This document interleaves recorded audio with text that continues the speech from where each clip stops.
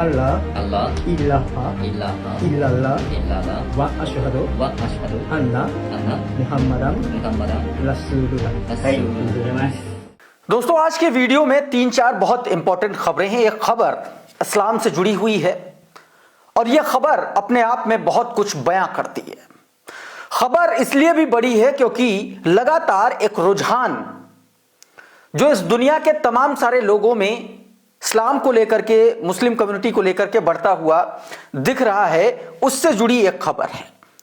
क्या कुछ पूरा मामला है वो मैं आपको बताऊंगा कि कैसे भारत के फॉरेन मिनिस्टर ने एक ऐसा वाहियात एग्जाम्पल दिया है जिसकी आप कल्पना भी नहीं कर सकते आज के वैज्ञानिक दौर में। बात करेंगे कि उत्तर प्रदेश में मदरसा शिक्षकों को किस तरीके से योगी आदित्यनाथ की सरकार एक बार फिर से कटघरे में कसने की कोशिश करती हुई नजर आ रही है, उसके बारे में चर्चा करेंगे। और साथ ही एक हैरान कर देने वाले दिल्ली हाईकोर्ट के फैसले पर भी चर्चा करूंगा और साथ में अर्नब गोस्वामी का एक वीडियो जो लगातार चर्चा में है। क्या अर्नब गोस्वामी को लेकर के लोग कह रहे हैं कि अर्नब गोस्वामी को भारतीय जनता पार्टी और नरेंद्र मोदी सरकार की तरफ से किस्त नहीं पहुंची है क्या, इसलिए अर्नब गोस्वामी सरकार पर आग बबूला है क्या कुछ ताजा मामला है, इस पर भी बात करेंगे। कैसे एक चर्च को बुरी तरीके से तोड़ फोड़ करके वहां पर आग लगा दी गई, इस पर भी बात करेंगे। और उत्तर प्रदेश में कैसे मजार को तोड़ा गया, यह भी आपको तस्वीर दिखाऊंगा। लेकिन सबसे पहले जरा ये वीडियो देखिए। ये वीडियो दोस्तों साउथ कोरिया का है। साउथ कोरिया में 20 साइंटिस्ट, प्रोफेसर और डॉक्टर्स ने अपना जो मूल धर्म है वो छोड़ करके इस्लाम कबूल कर लिया। और ये वही तस्वीरें हैं, ये वही वीडियो है जो देख आप साफ तौर पर देख सकते हैं कि उनको वहां पर जो इस्लाम का जो एक तरीके से धर्म की जो मान्यता दिलाई जाती है, ये उसी वक्त की तस्वीरें हैं। इसमें आप साफ तौर पर देख सकते हैं तस्वीरों में। एक ट्विटर हैंडल है, उसमें यह दावा किया गया, आपकी स्क्रीन पर जरा ये ट्विटर हैंडल देखिए। इसमें दावा किया गया कि Islam is the fastest growing religion in the world. ये इसमें दोस्तों दावा किया गया और ये बात दोस्तों कही जा रही है। अब इसको लेकर के एक और वीडियो निकल के सामने आया, वो मैं चाहता हूं कि आप खुद देखिए अपनी स्क्रीन पर, देखिए जरा इसको। अशहदु अल्लाह अल्लाह इलाहा इल्लाह इल्लल्लाह इल्लल्लाह व अशहदु व अशहदु अन्ना अन्ना मुहम्मदन मुहम्मदन रसूलुल्लाह। 満足なさることを私に成し遂げさせてください。どうかこそが私たちにお恵みを与えてくださるただお一人のお方です。けど人間はいろいろ考え方があります。 दोस्तों, ये 37 सेकंड का वीडियो अपने आप में बता रहा है कि दुनिया भर में, खास तौर पर तब जब लगातार एक चर्चा, एक बहस छिड़ी हुई है दक्षिण पंथ को लेकर के, कट्टरपंथ को लेकर के, उस वक्त में ऐसी तस्वीरें आना अपने आप में एक बड़ी खबर की ओर, एक बड़ी हलचल की ओर इशारा करती हैं। दोस्तों, अब मैं आपको एक और तस्वीर दिखाता हूं नरेंद्र मोदी और अमित शाह से जुड़ी हुई। जरा ये वीडियो देखिए। नरेंद्र मोदी और अमित शाह के ऊपर कमल का फूल उल्टा करके जो है दोस्तों उनका मुंह जो है कालिक से पोत दिया गया, देखिए।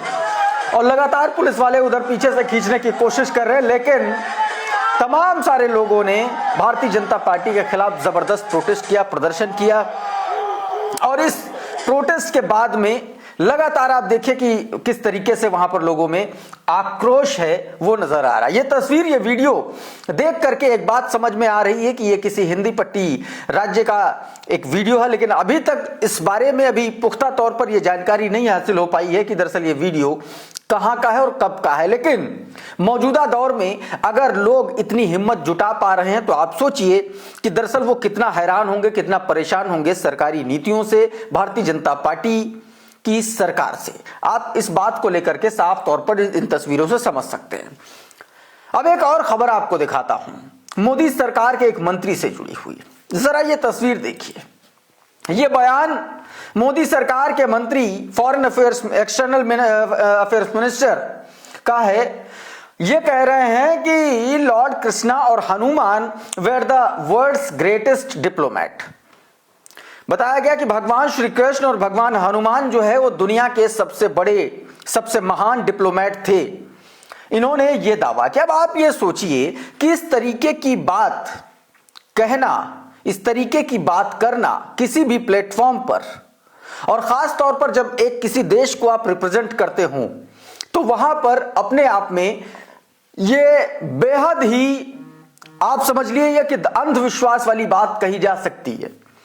मतलब माइथोलॉजी को आप सीधे तौर पर फॉरेन पॉलिसी से जोड़ने की कोशिश कर रहे हैं। तो क्या यह उसी डिप्लोमेसी का नतीजा था कि आपने ऑपरेशन सिंदूर के वक्त पहले ही पाकिस्तानियों को बता दिया था कि हम स्ट्राइक करने जा रहे हैं? क्या यह उसी तरीके की डिप्लोमेसी है? क्या यह उसी तरीके का काम था? क्या ये एस जयशंकर से इस बात को लेकर के भी सवाल किए जाने चाहिए। मनीष आरजे लिखते हैं कि आई through he was educated but he proved that Sanghis are all the same with nothing but doing in their heads। यह साफ तौर पर दोस्तों इसमें बताने की कोशिश की गई है। दोस्तों अब एक और खबर मैं आपको दिखाता हूं, उत्तर प्रदेश की योगी आदित्यनाथ की सरकार से जुड़ी हुई खबर है।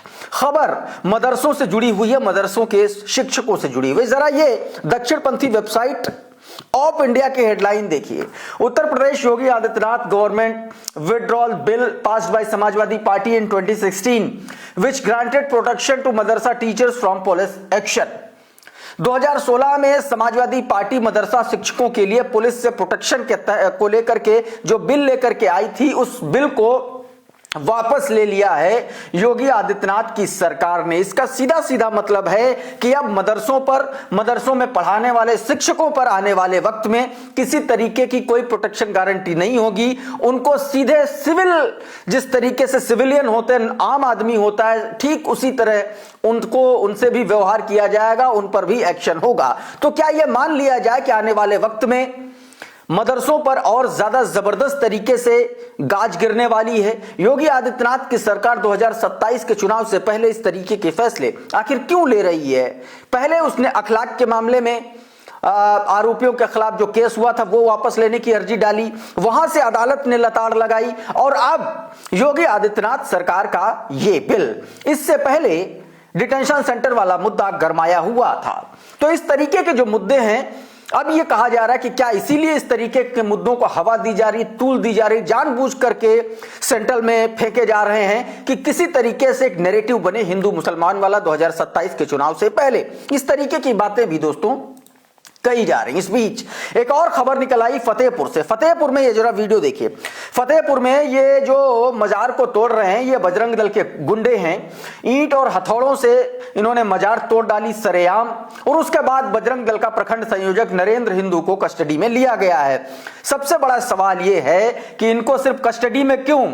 ऐसे जाहिलों को, ऐसे नफरतियों को जो समाज में वैमनस्य फैलाते हैं, दंगा करने के लिए दंगाई दिमाग लिए घूमते हैं, इनको जेल से बाहर नहीं होना चाहिए। लेकिन सत्ता के नैरेटिव के तहत काम करने वाले ऐसे गुंडे ये सत्ता पोषित ही माने जाते हैं, और शायद यही वजह है कि इन पर उस तरीके से एक्शन नहीं होता। यहीं पर अगर आप फर्ज करके सोचिए कि अगर यह घटना किसी मंदिर के साथ हो जाती तो फिर क्या हालत होती, क्या स्थितियां बनती इसी उत्तर प्रदेश में, आप सिर्फ सोच करके देखिए। अब एक और तस्वीर आपको दिखाता हूं। तस्वीर भारतीय जनता पार्टी के एक और राज्य से, जहां पर भाजपा की सरकार है, वहां पर चर्चों पर हमले हो रहे हैं। यह छत्तीसगढ़ की तस्वीर देखिए। यह छत्तीसगढ़ में हथियारबंद भीड़ ने चर्चों में तोड़फोड़ की और उसके बाद प्रार्थना सभा प्रेयर हॉल को आग के हवाले कर दिया। देखिए हॉल में आग लगी हुई है। इसी घटना में दोस्तों बताया जा रहा है कि एसपी समेत 20 पुलिसकर्मी जो है घायल हुए हैं। एक ईसाई व्यक्ति के घर को भी आग लगा दी गई है, यह भी बताया गया है। और इसमें पूरी भूमिका इन्हीं ऐसे ही हिंदूवादी संगठनों की होती है जो सीधे तौर पर जहां मुस्लिम वर्सेस हिंदू होता तो वहां मुसलमानों के खिलाफ तोड़फोड़, जहां ईसाइयों की पॉपुलेशन है वहां ईसाइयों के खिलाफ तोड़फोड़। तो इस तरीके की जो स्थितियां बन रही हैं ये अपने आप में बताता है कि इस देश में आने वाले वक्त में स्थितियां क्या बनने जा रही हैं। कम से कम ये समझ में आ रहा है ऐसी घटनाओं से दोस्तों। इस बीच दोस्तों विधानसभा के शीतकालीन सत्र के दौरान आई लव मोहम्मद का मुद्दा एक बार फिर से गूंज उठा। समाजवादी पार्टी के विधायक डॉक्टर रागिनी सोनकर ने इस मुद्दे को बेहद प्रमुखता से और बेहद मुखरता से विधानसभा में उठाया। उन्होंने सवाल किया कि जब आई लव हनुमान हो सकता है, आई लव वाहेगुरु हो सकता है, तो फिर आई लव मोहम्मद क्यों नहीं हो सकता? आखिर क्यों इस पूरे मामले पे मुसलमानों के खिलाफ पूरी लामबंद हो गई सरकार और पुलिस? सुनिए जरा रागिनी सोनकर ने क्या कहा। आई लव जय श्री कृष्ण कह सकते हैं, हम आई लव वाहेगुरु कह सकते हैं, हम आई लव जीसस कह सकते हैं, लेकिन आई लव मोहम्मद कहने पर इस देश, इस प्रदेश के बच्चों को गिरफ्तार किया जा रहा है। क्या ये है वंदे मातरम? और अब एक तस्वीर दिखाता हूं इस समाज, इस देश के सड़े गले सिस्टम की, एक महिला की जिसने सीधे तौर पर सिस्टम के खिलाफ लड़ाई लड़ी, जिसने भारतीय जनता पार्टी के उस रेपिस्ट विधायक के खिलाफ लड़ाई लड़ी, लेकिन उसको दिल्ली हाईकोर्ट ने जमानत दे दी। अब इसको आप क्या कीजिएगा? आप मिलॉर्ड के अगेंस्ट कुछ कह देंगे तो आपको जेल भेज दिया जाएगा, लेकिन मिलॉर्ड ने क्या सोच करके यह निर्णय लिया, इस पर तो सवाल बनता है। क्योंकि सजा याफ्ता मुजरिम रेप के केस में, जिस पर हत्या का मुकदमा है, जिसके पिता की, जिस पीड़िता के पिता की पुलिस कस्टडी में मौत हो जाती है, जिस पीड़िता के परिजनों को एक्सीडेंट में मरवा दिया जाता है, जिस पीड़िता को कार से मारने की कोशिश की जाती है, अब उसी के आरोपी क्या दोषी को जमानत मिल जाती है। यह मिलॉर्ड ने कारनामा कर दिखाया है। और आरोप तो यह भी लग रहे हैं कि जजमेंट 3 महीने पहले आना था, चुनाव की वजह से रुका हुआ था, यह भी कहा जा रहा है। जरा ये तस्वीरें देखिए, जब यह घटनाक्रम हुआ, उस घटनाक्रम के बाद किस तरीके से पुलिस ने उसी पीड़िता को और उसका साथ देने वालों को घसीट करके ले गई। ये इंडिया टीवी की, माफ कीजिएगा, इंडिया गेट दिल्ली की तस्वीरें हैं। वहां पर रात के अंधेरे में किस तरीके से दिल्ली पुलिस ने उस पीड़िता को और उसका साथ देने वाले तमाम सारे लोगों को पुलिस जो है हिरासत में ले गई। और अब कहा जा रहा है, दावा किया जा रहा है कि अभी तक पता भी नहीं है कि ये लोग कहां हैं। और इसी पर अर्नब गोस्वामी ने मोदी सरकार को, भारतीय जनता पार्टी की सरकार को जबरदस्त तरीके से रगड़ दिया है। वो अर्नब गोस्वामी जो भाजपा के चप्पल भी चाटते हैं, और इन दिनों पता नहीं क्यों, क्या उनको समझ में आ रहा है कि वो सरकार की बखिया भी उधेड़ रहे हैं। जरा देखिए ये video. Today's day is extremely telling about where the scale of justice tilts in India. For justice in a democracy must not just be done, it must also be seen to be done. And I have no doubt in saying that what the Delhi High Court has done today in the Sengar case is not just a travesty of justice, in my view, but it would also give extremely wrong impression to people who would want to believe in the judiciary. Ladies and gentlemen, today is a day when a convicted rapist, a very powerful rapist, a very influential rapist, a very connected rapist called Kuldeep Singh Sengar, ex-BJP MLA, extremely well-connected, notorious, powerful man's life sentence has surprisingly been suspended by the Delhi High Court. तो दोस्तों, अभी के इस video में बहरहाल इतना ही। बहुत बहुत शुक्रिया, बहुत बहुत धन्यवाद। आप जुड़े रहिए आपके अपने चैनल द लाइव टीवी के साथ। नमस्कार।